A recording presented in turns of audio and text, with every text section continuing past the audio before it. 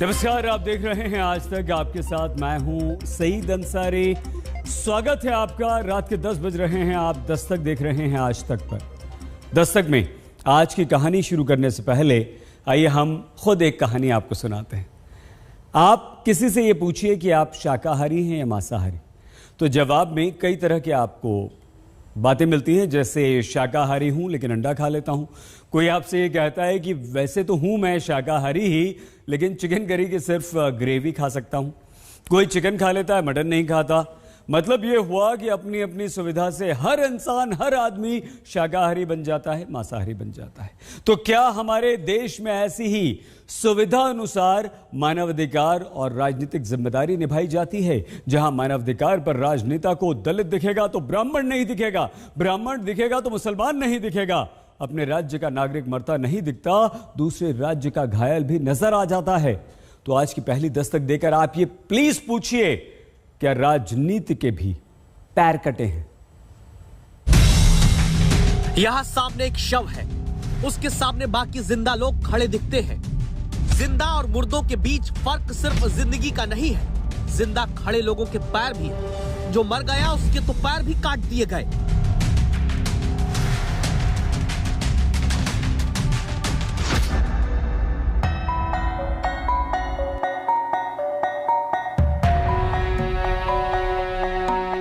ये शव और ये कटे पैर किसके हैं, ये जानने के साथ एक बात ध्यान कर लीजिए। ये सिर्फ एक अपराध की कहानी नहीं, ये कहानी अपना कर्तव्य न निभाने वाले राजनीतिक अपराध की है। ये सिर्फ एक महिला के पैर काटे जाने की कहानी नहीं, ये कहानी है जनता के दुख पर सरकारें कैसे जिम्मेदारियों से अपनी कट लेती हैं। क्यों? क्योंकि राजस्थान के मुख्यमंत्री अशोक गहलोत शुक्रवार सुबह ट्वीट करते हैं। ट्वीट करके बताते हैं, आगरा में पुलिस कस्टडी में जान गंवाने वाले दलित अरुण वाल्मीकि के परिजनों से उन्होंने मुलाकात की। यानी अपने राज्य से 300 किलोमीटर दूर दूसरे राज्य के पीड़ित के परिवार से मुख्यमंत्री मिलने का समय निकाल लेते हैं। दूसरे राज्य के पीड़ित परिवार से राजस्थान के शिक्षा मंत्री और राजस्थान के कांग्रेस अध्यक्ष मिल भी लेते हैं। लेकिन जयपुर में ही जिस महिला के पैर काटकर हत्या कर दी गई, उसके घर जाने की फुर्सत न मुख्यमंत्री को मिली, न मंत्री को, न प्रशासन के किसी भी बड़े अधिकारी को।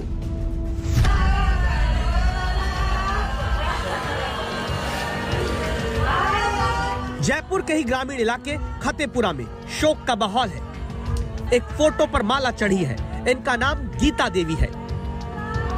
दोनों हाथों से हवा को रोककर अगरबत्ती जलाकर उसे आप किसी मृतक की आत्मा की शांति के लिए लगा सकते हैं। लेकिन क्या राजस्थान में महिलाओं की रक्षा अपराधियों से करने के लिए सरकार के हाथ ऐसे नहीं जुड़ सकते? इस परिवार पर क्या बीती होगी जिनकी मां खेत पर गई हो, अचानक कोई या कुछ लोग आए और मां के पैरों से चांदी की पायल निकालने के लिए उनके पैर ही काट दे, सुनकर सिहरन होती है। पैर तो पड़ा 2 फुट साइड में दोनों और नाड़ के बाटा लग रहा था। हमें वो पोजीशन देगी तो इसको तो कड़ा के खातर इसको काट गया। चांदी के तो कड़े थे, पैर में बाटे थे, कानों के अंदर चांदी का, तो इसके लिए इसको काट गया। तो शाम में जिस साथी भाई था, मैं तो क्यों, मेरी तो हालत खराब हो गई। आपको यकीन नहीं होगा, तस्वीरें विभत्स हैं। देश में महिला अपराध में नंबर 1 राज्य राजस्थान की राजधानी में मुख्यमंत्री, मंत्री, अधिकारियों की नाक के नीचे अपराधी इतना बेखौफ हो गए कि गीता देवी के पैर काटकर खेत में फेंक दिया। उनके पैर की पायल निकालने के लिए पैर काटे, शरीर पर घाव दिए। लेकिन परिवार को ढांढस बंधाना तो दूर, अपराधियों की जल्द गिरफ्तारी का भरोसा देने वाला भी एक मंत्री इनके घर तक नहीं आया। अधिकारी तो दूर की बात है। सरकार की तरफ से तो ऐसा कोई नुमाइंदा है नहीं है। हमारे जो क्षेत्रीय विधायक थे और जो 2 बजे की घटना हुई है, 1:30-2 बजे की, लोगों ने उनको फ़ोन किया खूब जब, और रात को 10 बजे ज़्यादा से ज़्यादा 30 सेकंड यहाँ रुके हैं और किसी ने उनके खिलाफ लोग व्यास थे तो नारेबाजी कर दी, तो वो गुस्से से चले गए गाली गलौज करते हुए। राजस्थान के मुख्यमंत्री पद के साथ ही गृह मंत्री पद का जिम्मा भी अशोक गहलोत के पास ही है। वो व्यस्त कहाँ है, ये देखिए। जब जयपुर में ही लुटेरे पैर काटकर एक महिला की हत्या कर देते हैं, तब मुख्यमंत्री अशोक गहलोत ट्विटर पर उत्तर प्रदेश की महिलाओं की असुरक्षा के मुद्दे पर ट्वीट करके चिड़िया उड़ की राजनीति कर रहे थे। जब जयपुर में गीता देवी का परिवार इस उम्मीद में था कि सरकार से कोई आकर उन्हें न्याय का भरोसा देगा, तब मुख्यमंत्री और राजस्थान के गृह मंत्री अशोक गहलोत यूपी में आगरा के पीड़ित परिवार से जयपुर में ही मुलाकात करने का समय निकाल लेते हैं। तो क्यों ना दस्तक देकर यह कहा जाए कि वास्तविकता में पैर एक महिला के नहीं कटे हैं, अपना कर्तव्य निभाने में भूल रही सरकार के भी पैर कट गए हैं। अभी तो सरकार का कोई नुमाइंदा नहीं आया। हमें तो न्याय मिलना चाहिए, पार्टी चाहे कौन सी भी हो, हमको न्याय मिलना चाहिए। जयपुर के जम्वा रामगढ़ में गीता देवी शर्मा का पूरा परिवार इस समय गमगीन है और खतेपुरा गांव में भारी आक्रोश है। जिस बर्बरतापूर्ण तरीके से गीता देवी की हत्या की गई, उसके बाद परिवार और गांव वाले चाहते हैं कि जो कोई भी इस मामले में आरोपी हैं, उनको जल्द से जल्द और कड़ी से कड़ी सजा मिले। पुलिस ने अब 30 टीमें लगा दी, 300 पुलिस वाले लगा दिए, लेकिन 3 दिन बाद भी अब तक न पैर काटकर जयपुर में महिला की पैर लूटने वाले अपराधियों का पता चला और न इस परिवार के पास किसी सक्षम मंत्री और अधिकारी के पहुंचने का। हार्डकोर क्रिमिनल ही होने चाहिए, जैसा कि प्रथम दृष्टया लगता है। और हम जल्दी प्रयास करके अब चूंकि अब यहाँ पर भीड़ इकट्ठी है, तो हम लोग इनसे फ्री होके और कर रहे हैं कोशिश। पूरी टीम्स लगी हुई है, कुछ डिस्ट्रिक्ट्स में टीम भी भेजी, मैंने बाहर भेजी टीम है। नेशनल क्राइम रिकॉर्ड ब्यूरो के आंकड़े कहते हैं कि महिला अपराध में राजस्थान नंबर 1 है। देश में सबसे ज्यादा बलात्कार की विभत्स वारदात के पैमाने पर भी राजस्थान नंबर 1 है। लेकिन महिलाओं के अपराध में नंबर 1 राज्य की महिलाओं के प्रति गंभीरता को नोट करिए और दस्तक दीजिए, क्योंकि 3 साल में राजस्थान में महिला आयोग के अध्यक्ष का पद खाली पड़ा है। दावा है राजस्थान महिला आयोग में 150 शिकायतें लंबित पड़ी हैं। राजस्थान महिला आयोग में पद खाली पड़े रहने से अब न्याय मांगने वाली महिलाएं भी वहां नहीं जाती। बीजेपी के नेता राज्यवर्धन सिंह राठौड़ परिवार से मिलने के बाद सवाल सरकार से पूछते हैं। 4 घंटे लगे पुलिस को यहाँ पर आने के लिए, घंटिया पूरी जनता यहाँ इकट्ठी हो गई थी। किस मुद्दे को उठाना है, किस मुद्दे को छुपाना है, यही करते रहते हैं। ये हर समय राजनीति ही करते रहते हैं, प्रशासन कहाँ से चलाएंगे। राजस्थान में इसी महीने दलित पीटे गए, एक दलित की पीटकर हत्या हुई, या फिर किसी ऊंची जात की महिला के पैर काटे गए और मार दिया गया। दोनों ही वक्त राजस्थान में कांग्रेस सरकार का मानवाधिकार सन्नाटा खींचकर क्यों बैठ गया, जबकि उत्तर प्रदेश के मामले में यही राजस्थान की सरकार दूर से मानवाधिकार की हुंकार लगाने लगती है। इस सवाल को प्रधानमंत्री पिछले हफ्ते उठा चुके हैं। मानवाधिकार का बहुत ज्यादा हनन तब होता है जब उसे राजनीतिक रंग से देखा जाता है, राजनीतिक चश्मे से देखा जाता है, राजनीतिक नफा नुकसान के तराजू से तोला जाता है। इस तरह का सिलेक्टिव व्यवहार लोकतंत्र के लिए भी उतना ही नुकसानदायक है। ऐसे ही सिलेक्टिव व्यवहार करते हुए कुछ लोग मानव अधिकारों के हनन के नाम पर देश की छवि को भी नुकसान पहुंचाने का प्रयास करते हैं। ऐसे लोगों से भी देश को सतर्क रहना है। पीड़ित लखीमपुर के हो या आगरा के, अगर उनको मिलकर ढांढस बंधाना, न्याय दिलाने का भरोसा दिलाना राजनीति है, तो वही राजनीति कम से कम सरकार में होकर राजस्थान के मुख्यमंत्री और मंत्री को अपनी ही राजधानी के परिवार के पास जाकर भी करनी चाहिए। मीठा मीठा गप गप, कड़वा कड़वा थू की सियासत जनता के साथ नहीं होनी चाहिए। देवांकुर वधावन, जयपुर आज तक।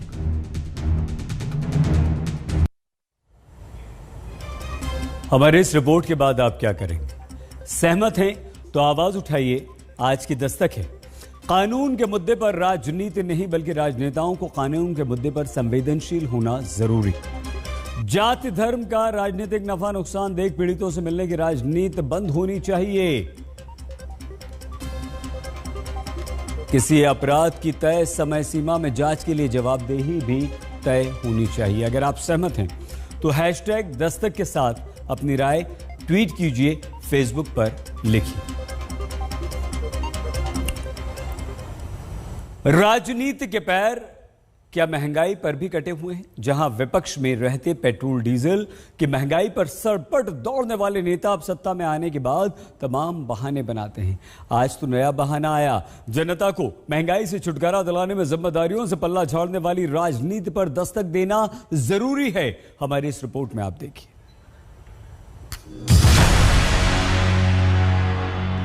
पता नहीं गवर्नमेंट क्या कर रही है।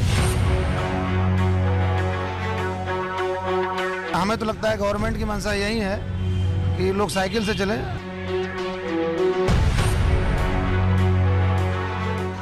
एक रुपया पेट्रोल बढ़ता था, लोग हड़ताल पे बैठ जाते थे, रोड पे बैठ जाते थे। अब मैं ये बोल रही हूँ, वो जोश कहाँ पे गया कि तुम लोग बैठ नहीं रहे हो। जब महीने के 22 दिन में 17 दिन पेट्रोल डीजल का दाम बढ़ेगा, जब साल में 88 बार दाम बढ़ाकर महंगाई को चढ़ा दिया जाएगा, जब महीने में 5 रुपए महंगा तेल प्रति लीटर हो जाएगा और जब सैलरी छोटी, तेल की महंगाई बड़ी दिखने लग जाएगी, तब महंगाई को भी हंस हंस कर झेलना मजबूरी बन जाएगा।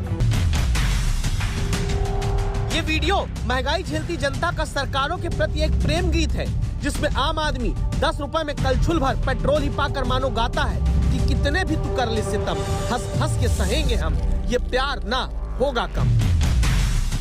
मजाक ही तो चल रहा है, कैसे देखिए। देश के पेट्रोलियम मंत्री हरदीप पुरी साहब कह चुके हैं कि हमारे टैक्स से तेल थोड़े ना महंगा हुआ, हम तो सिर्फ 32 रुपए लीटर लेते हैं।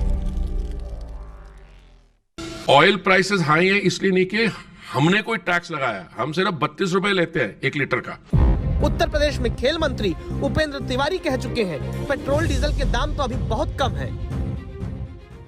कहीं नहीं बढ़ा है। अगर प्रति व्यक्ति आमदनी की आय से तुलना करेंगे तो अभी पेट्रोल डीजल के दाम बहुत कम है। और नई पेशकश महंगाई पर लेकर आए हैं असम में बीजेपी प्रमुख भावेश कलिता, जो कहते हैं 200 रुपए का पेट्रोल हो जाए तो सरकार से मोटरसाइकिल पर ट्रिपलिंग पर चलने की इजाजत दिलवाएंगे। सबसे पहले महंगाई के जख्मों से जलती जेब पर छिड़के जाते नमक को असम के बीजेपी प्रमुख की जुबान से सुनिए। मैं आगो क्लियर कर दिसु, मैं কৈছিলো যে 200 টকা যেতিয়া হ'ব কিন্তু তেতিয়া আমি গভৰ্ণমেণ্টৰ পাৰমিশন লৈ তিনিজনকৈ টিমা উদ্ভাৱনী শক্তি বা তিনিজনী আমি বাইক ওলাম, এতিয়া নহয়, যেতিয়া 200 টকা হ'ব বুজিছে, 200 টকা তো এতিয়া হোৱা না হৈছে। मतलब तेल सस्ता नहीं मिलेगा, टैक्स नहीं घटेगा। जनता के लिए आगे बीजेपी के असम प्रमुख बस एक मोटरसाइकिल पर 2 की जगह 3 लोगों के बैठने का इंतजाम करवाना चाहते हैं। मतलब जान जाए तो जाए, लेकिन जनता तेल न सस्ता पाए। तेल सस्ता न मिलने की उम्मीद पर अपने ज्ञान का पानी उत्तर प्रदेश के खेल मंत्री उपेंद्र तिवारी भी गुरुवार को फेर चुके हैं। इनके ज्ञान की गाड़ी तो लगता है बिना पेट्रोल के चलती है, वरना पेट्रोल डीजल की महंगाई पर पत्रकारों के आगे अज्ञानता का केरोसिन न छिड़कते। आज चंद मुट्ठी भर लोग हैं जो 4 व्हीलर गाड़ियों से चलते हैं, जिनको पेट्रोल की उपयोगिता है। आज समाज के अंदर 95% लोग हैं जिनको पेट्रोल की आवश्यकता नहीं है। और मुफ्त में आज 100 करोड़ से ऊपर लोगों को मुफ्त में वैक्सीन सरकार ने दिया है। विपक्षी कहते हैं कि महंगाई पर अल्ल बल्ल बोलने की बीमारी अल्बलाइटिस कहलाती है, क्योंकि उपेंद्र तिवारी को ये नहीं पता 3 साल पुरानी रिपोर्ट के मुताबिक भारत में 2 पहिया वाहनों को रोज 9 करोड़ लीटर पेट्रोल की जरूरत पड़ती है। दावा है हर साल करीब 3400 करोड़ लीटर पेट्रोल की खपत सिर्फ आम आदमी 2 पहिया वाहन पर करता है। काश नीति आयोग की रिपोर्ट ही मंत्री जी पढ़े होते। लेकिन उत्तर प्रदेश के खेल मंत्री ने सिर्फ ये पढ़ा है कि पेट्रोल के दाम सहो, क्योंकि मुफ्त में सरकार बहुत कुछ देती है। मुफ्त में दवाई, मुफ्त में पढ़ाई, मुफ्त में सिंचाई और मुफ्त में कढ़ाई, ये सारा सरकार मुफ्त में सरकार ने लिया है। और इस हिसाब से अगर अन्य राज्यों की तुलना करेंगे तो अभी उत्तर प्रदेश में और देश में बहुत कम मूल्य बढ़ा है। मूल्य कहाँ बढ़ा है, ये सवाल करने के साथ कभी खुद अपनी सरकारी कार में राजनेता पेट्रोल डीजल डलाने, अपनी जेब से खर्चा देकर चलाने के लिए जाएं तो पता चलेगा। लेकिन इनके पास तो एक और तर्क है। कहीं नहीं बढ़ा है। अगर प्रति व्यक्ति आमदनी की आय से तुलना करेंगे तो अभी पेट्रोल डीजल के दाम बहुत कम है। मंत्रियों का काम होता है बोलना और छोड़ देना, दस्तक देकर। इसीलिए हम बताते हैं, देश में आम आदमी की प्रति महीना आय बांग्लादेश के नागरिक से भी कम है और सिर्फ वो 11,750 रुपए महीने के कमाता है, जबकि मंत्री की संपत्ति 14 साल में 7 गुना बढ़ चुकी है। पेट्रोल का दाम बहुत कम अभी बताने वाले उत्तर प्रदेश के खेल मंत्री की संपत्ति 2007 में 14 लाख रुपए थी, 2012 में 82 लाख हुई और 2017 में 1 करोड़ 21 लाख। अब हर कोई मंत्री जी की तरह देश में कमा नहीं सकता, संपत्ति बढ़ा नहीं सकता, इसीलिए जनता परेशान होकर चुपचाप तेल भरा रही है। पेट्रोल महंगा हो गया, पेट्रोल सैलरी से अफोर्ड नहीं कर पा रहे क्योंकि सैलरी बढ़ नहीं रही है। गवर्नमेंट ने ऑलमोस्ट सब कुछ बंद किया हुआ है। पेट्रोल का दाम कम करे और यही चाहता हूँ। हमें तो लगता है गवर्नमेंट की मंशा यही है कि लोग साइकिल से चलें बजाय कि गाड़ी से। पिछले ही हफ्ते केंद्रीय पेट्रोलियम मंत्री भी जनता के जख्मों पर हंसते हंसते नमक छिड़क चुके हैं, ये बताकर कि कहां ज्यादा टैक्स लेती है सरकार। ऑयल प्राइसेस हाई हैं इसलिए नहीं कि हमने कोई टैक्स लगाया, हम सिर्फ 32 रुपए लेते हैं 1 लीटर का। बात तो तब बनती है ना कोई हमने टैक्स रेज किया हो। Thank you very much. Hardeep Puri एक बात तो सही कह रहे थे कि इनके मंत्री बनने के बाद टैक्स नहीं बढ़ा पेट्रोल डीजल पर। मंत्री जी तो अभी जुलाई में पेट्रोलियम विभाग संभाले हैं, टैक्स तो इससे पहले ही बढ़ा दिया गया था। कितना हम भी याद दिला देते हैं। मार्च 2014 में पेट्रोल पर केंद्र की एक्साइज ड्यूटी 10 रुपए 38 पैसे प्रति लीटर हुआ करती थी, जो एनडीए के राज में कई बार बढ़ाकर 32 रुपए 98 पैसे प्रति लीटर पहुंच गई। 200% ज्यादा एक्साइज ड्यूटी है पेट्रोल पर मार्च 2014 के मुकाबले, सिर्फ 32 रुपए नहीं। डीजल पर मार्च 2014 में जनता से 4 रुपए 58 पैसे प्रति लीटर की एक्साइज ड्यूटी ली जाती थी, जो इस वक्त 31 रुपए 83 पैसे प्रति लीटर है। सिर्फ 32 रुपए प्रति लीटर न समझिए मंत्री जी, क्योंकि ये 600% ज्यादा है। कुल मिलाकर कहानी है कि पेट्रोलियम मंत्री टैक्स ज्यादा है, ये बात नहीं मानते। उत्तर प्रदेश के खेल मंत्री पेट्रोल डीजल महंगा है, ये बात नहीं मानते। और असम के बीजेपी चीफ चाहते हैं कि 200 रुपए लीटर दाम होने तक तो जनता तेल चुपचाप भराती रहे, फिर एक बाइक पर 3 लोगों को बैठाकर चलने की छूट दिलाने के बारे में वो सोचेंगे। अब आप क्या सोचते हैं? दस्तक देकर बताइए। आज तक ब्यूरो। तो आज की दूसरी दस्तक के बाद अब जिम्मेदारी आपकी, आवाज आप उठाइए। आरबीआई तक ये कह चुका है कि पेट्रोल डीजल पर टैक्स में कटौती होनी चाहिए। एसबीआई की रिसर्च ये कह चुकी है कि तेल के दामों पर जनता को राहत मिलनी चाहिए। तेल के दाम कम होने के लिए जरूरी है कि सरकारें टैक्स घटाएं। आप सहमत हैं तो हैशटैग दस्तक के साथ अपनी राय ट्वीट कीजिए, फेसबुक पर लिखिए, अपनी आवाज आप उठाइए। गर्व के क्षण भी सियासत कम नहीं होती। देश में कल 100 करोड़ टीके लग जाने का दिन था।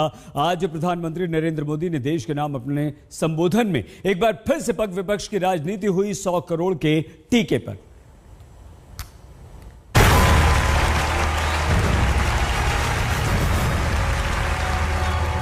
कोरोना के खिलाफ जंग में 100 करोड़ लोगों को वैक्सीन लगाकर भारत ने सारी दुनिया को चौंका दिया।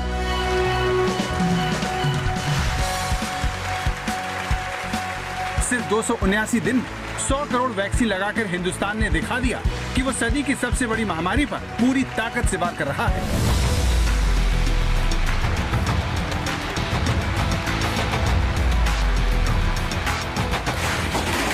इस उपलब्धि पर प्रधानमंत्री मोदी ने अपने संबोधन में देश को बधाई दी।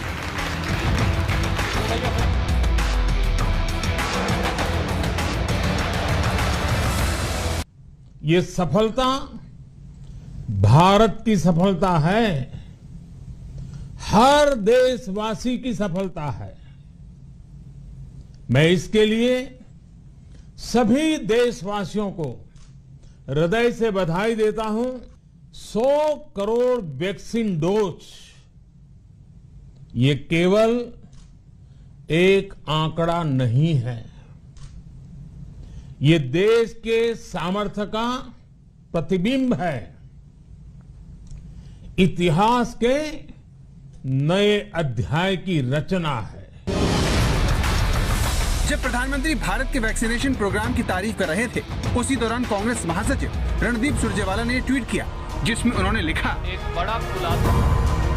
मोदी जी 100 करोड़ कोरोना टीका लगे हैं, जिसका श्रेय डॉक्टर नर्स को है, पर 62 करोड़ को भी एक भी टीका नहीं लगा। ये भी बताएं, 32 करोड़ वयस्कों को एक भी टीका क्यों नहीं? 18 साल से कम उम्र के 30 करोड़ बच्चों युवाओं को टीका कब लगेगा? 42 करोड़ वयस्कों को केवल एक टीका लगा, दूसरा कब लगेगा?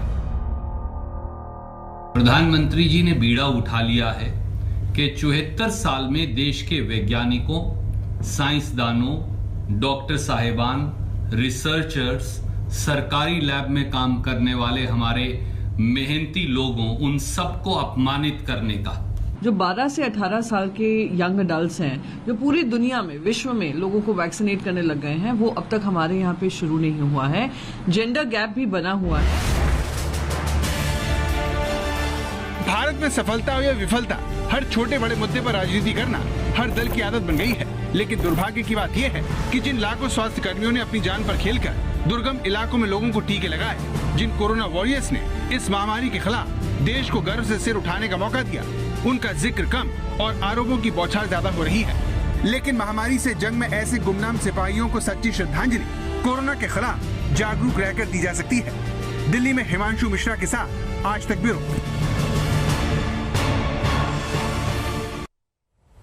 370 हटने के बाद कश्मीर क्यों जा रहे हैं गृह मंत्री अमित शाह? पूरी खबर एक छोटे से ब्रेक के बाद आप देखते रहिए। स्वागत एक बार फिर से आपका दस्तक में, आपके साथ मैं हूं सईद अंसारी।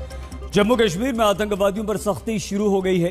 कश्मीर घाटी के अलग अलग सेंट्रल जेलों में बंद 26 आतंकवादियों को आगरा की सेंट्रल जेल के लिए रवाना कर दिया गया है और यह कदम गृह मंत्री अमित शाह के दौरे से ठीक पहले किया गया। 370 हटाने के बाद अमित शाह का यह पहला दौरा है, जिसे देखते हुए श्रीनगर का अभेद्य किले में उसे तब्दील कर दिया गया है। अमित शाह का मिशन कश्मीर क्या है, इसकी पूरी जानकारी हमने जुटाई है, देखिए हमारी इस रिपोर्ट में।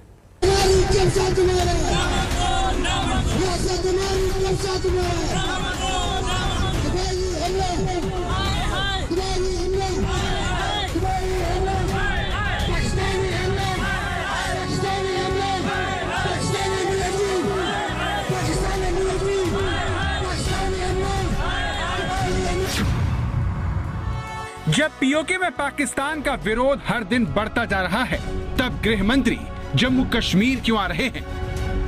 हाल ही के दिनों में जिस तरह से पाकिस्तान के इशारे पे आतंकी हमले किए गए हैं, एक के बाद एक टारगेटेड किलिंग्स हुई हैं, चाहे वो माइनॉरिटी की हो, नॉन लोकल्स की हो। अमित शाह यहाँ पर आके हाई लेवल मीटिंग करेंगे। अमित शाह का जो ये जम्मू कश्मीर दौरा है वो उस समय पे है जब जम्मू कश्मीर में आतंकवादी गतिविधियों में काफी बढ़ोतरी हुई है।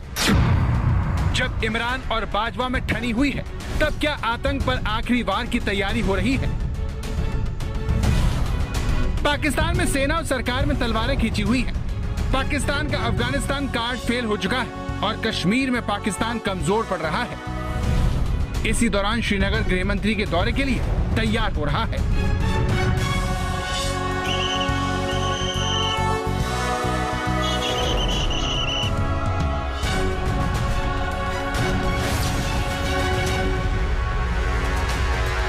श्रीनगर में कोई भी सड़क हो, मशहूर डल लेक हो, श्रीनगर का कोई भी चौराहा हो,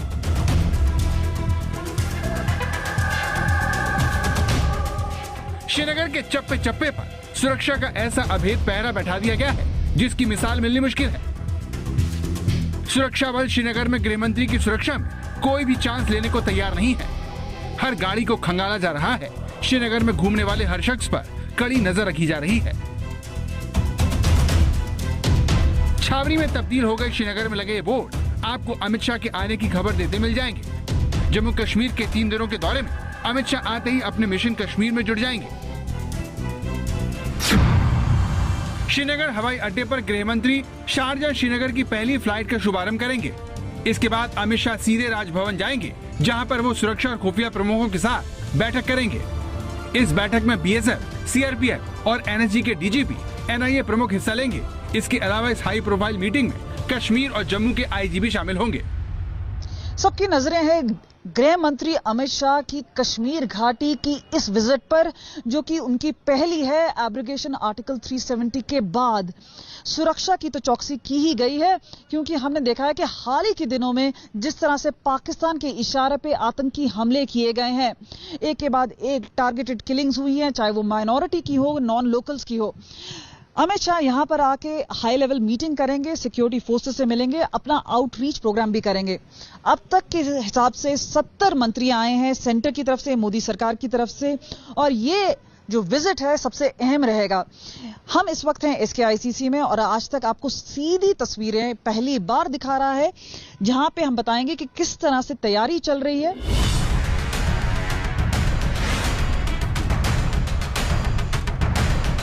SKICC सेंटर श्रीनगर की मशहूर डल झील के किनारे बना हुआ है, जिस पर नजर रखने के लिए सीआरपीएफ ने डल झील में अपनी एक खास टीम को उतार दिया है।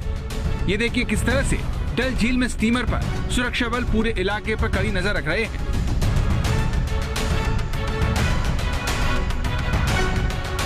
मेरे पीछे आप देख सकते हैं ये है SKICC, जहां पे गृह मंत्री अमित शाह का फंक्शन होगा। बंकर भी देख सकते हैं, साथ में आप देख सकते हैं ये है पेट्रोलिंग बोट CRPF की, लगातार यहां पे गश्त लगाती हुई पानी पर। आप अंदर जितनी सिक्योरिटी देख रहे हैं उससे ज्यादा सिक्योरिटी आप बाहर देखेंगे, क्योंकि ये डल का इलाका है। 15 किलोमीटर की तो रोड है, लेकिन 20 किलोमीटर का जो ये पूरा इलाका है जहां पर ये एरिया पड़ता है, तो अपने आप में VIP विजिट के लिए इसको सिक्योर किया गया है।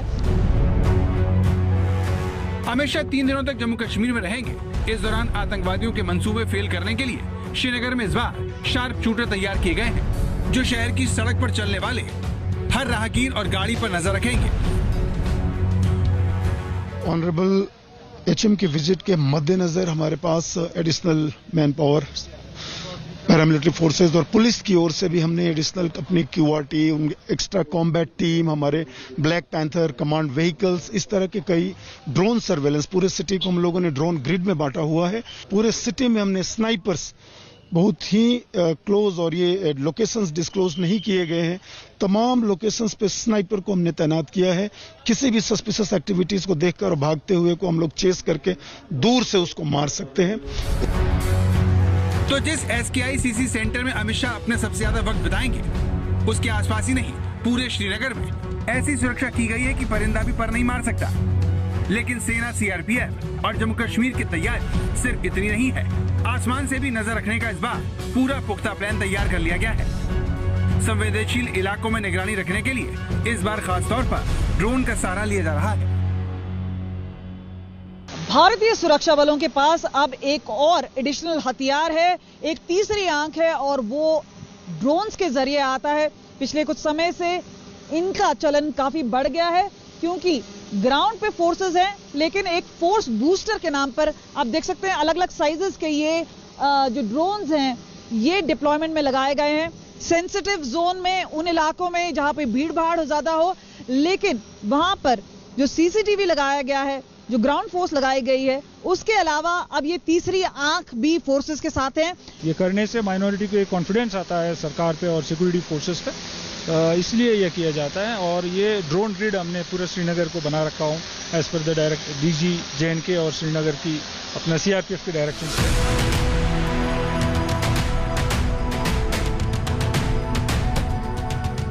ये खास व्यवस्था घाटी में अल्पसंख्यकों पर हाल ही में हुए ताजा हमलों के बाद किए गए हैं।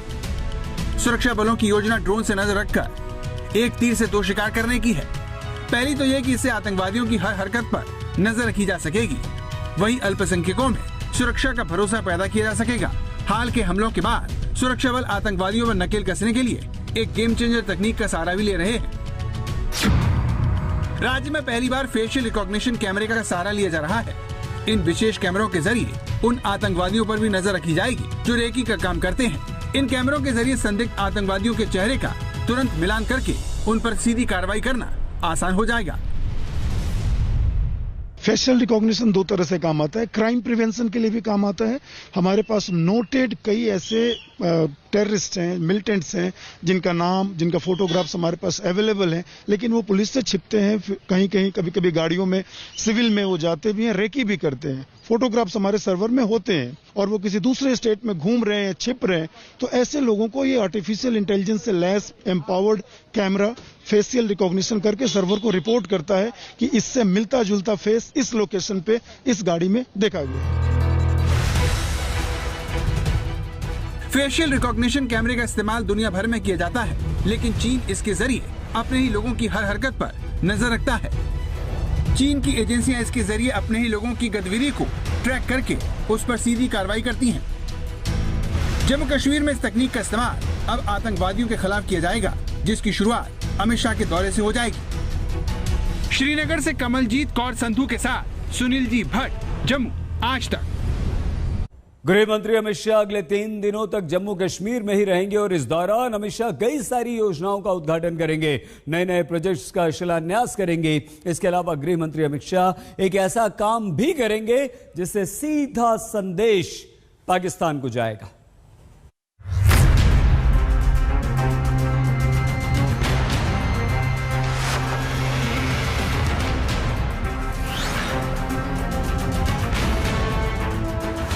इसलिए एग्रेसिव हूँ कि जम्मू एंड कश्मीर के पीएको को आप भारत का हिस्सा नहीं मानते हो क्या? एग्रेसिव ना हो, जान दे देंगे इसके लिए। क्या बात कर रहे हो आप? एग्रेसिव होने की क्या बात कर रहे हो? जान दे देंगे इसके लिए। 5 अगस्त 2019 के बाद अमित शाह पहली बार जम्मू कश्मीर आ रहे हैं। 3 दिनों के इस दौरे में अमित शाह की यात्रा का मकसद राज्य के विकास कार्यों की समीक्षा बताया जा रहा है, लेकिन मौजूदा हालात में उनकी यात्रा को काफी अहम माना जा रहा है। केंद्र सरकार कश्मीर घाटी में पिछले दिनों हुई हिंसा की बड़ी घटनाओं को लेकर बहुत चिंतित है। आतंकवादियों ने जिस तरह से 5 प्रवासी श्रमिकों और 3 अल्पसंख्यकों की हत्या की, उसके चलते घाटी में आतंकवादियों को लेकर इन तबकों में खौफ बढ़ गया है। कई प्रवासी श्रमिक और अल्पसंख्यक कश्मीर घाटी छोड़कर जा चुके हैं। ऐसे में अमित शाह इस यात्रा के जरिए अल्पसंख्यकों में भरोसा जगा सकते हैं। गृह मंत्री हाल ही में आतंकवादियों के निशाने पर आकर अपनों को खोने वाले पीड़ित परिवारों से मुलाकात करेंगे। इसमें 5 अक्टूबर को आतंकवादियों की गोली से मारे गए कश्मीरी पंडित माखन लाल बिंद्रू, 8 अक्टूबर को आतंकवादियों का निशाना बनी सुपिंदर कौर और 7 अक्टूबर को शहीद हुए 25 साल के सब इंस्पेक्टर अहमद मीर शामिल हैं। सूत्रों के मुताबिक अमित शाह इन परिवारों से उनके घर पर जाकर मुलाकात करना चाहते थे, लेकिन सुरक्षा कारणों से एजेंसियों ने ऐसा न करने की सलाह दी। कश्मीर घाटी में पिछले दिनों में आतंकी घटनाओं के बाद से काफी स्ट्रैटेजी में चेंज आए हैं। नाके बढ़ाए गए हैं, नए बंकर लगाए गए हैं। तो आप देख सकते हैं ये एक नया बंकर बनाया गया है और यहाँ पे सीमेंटेड बैग्स हैं वो लगाए गए हैं। तो बंकर में जिस तरह की डिप्लॉयमेंट की गई है आने वाले ठंड को देखते हुए की गई है।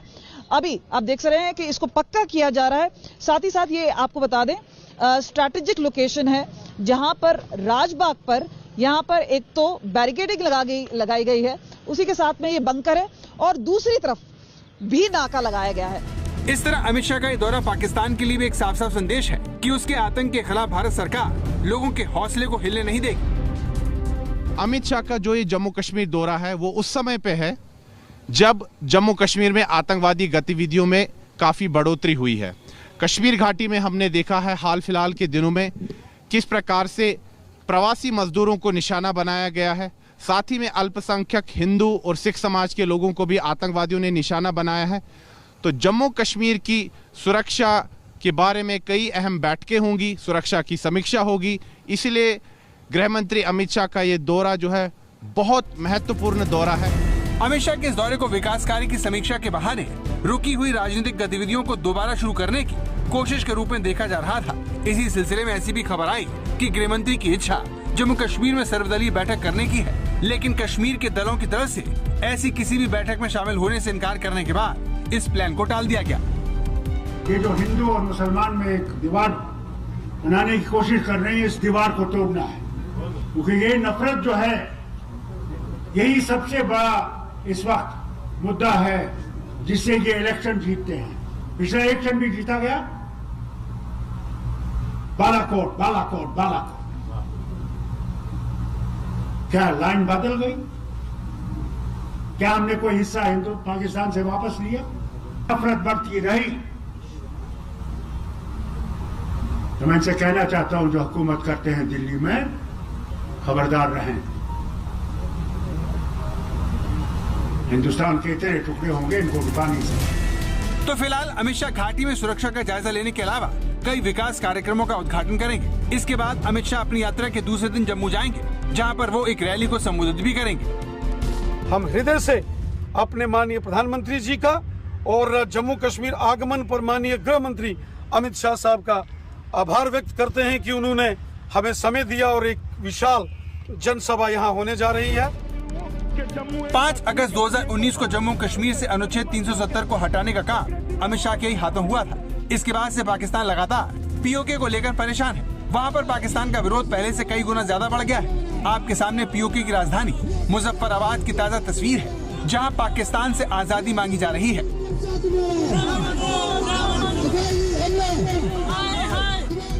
22 अक्टूबर 1947 को ही पाकिस्तान ने जम्मू कश्मीर में घुसपैठ की थी। तब से लेकर आज तक पूरा जम्मू कश्मीर पाकिस्तानी आतंकवाद की आग में झुलस रहा है। इन जख्मों पर अमन और विकास से ही मरहम लगाया जा सकता है। अमित शाह का ये दौरा उनके इसी मिशन की एक कड़ी है। श्रीनगर से कमलजीत कौर संधू के साथ सुनील जी भट्ट, जम्मू, आज तक।